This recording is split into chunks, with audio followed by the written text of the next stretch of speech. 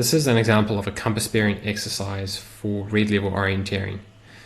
This is on a terrain that has got some undulations, but it's vague. And this is a location where you would be using a compass bearing in a race.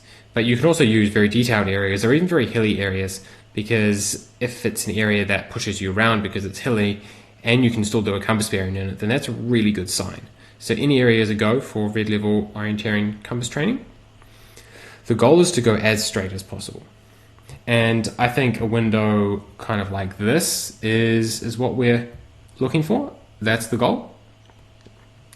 The ultimate goal is just to go as straight as possible. But I think there's a window where you can feel like you're making some progress and your process is working at least somewhat. So what you should be focusing on this exercise is first aligning the compass to the leg, then aligning the north lines on the map to the needle, so rotating the map a little bit if you need, or rotating your body around the map.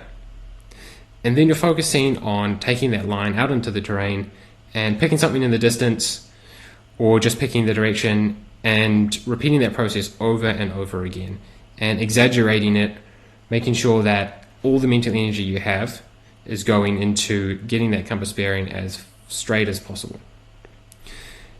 Unlike with the orange compass bearing exercises where it was good to set it in a place where you can get lots of feedback on your bearing, you can have a very vague leg like this where the orienteer doesn't really get good feedback maybe until they see that little hill or these little hills or maybe this reentrant here. So, and they might see this, but it's okay to have big chunks where they're not getting good feedback.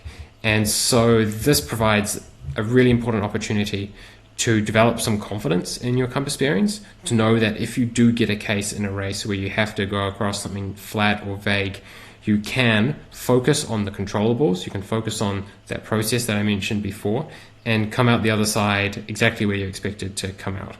So this is your chance to focus on that process and make sure it becomes second nature and habit, so that when you do it in a race, it's normal not to kind of freak out and hope for the control, but it becomes normal to spend that extra energy that you would normally spend reading the map to spend on looking at that needle and taking your eyes off into the terrain and just checking that process over and over again.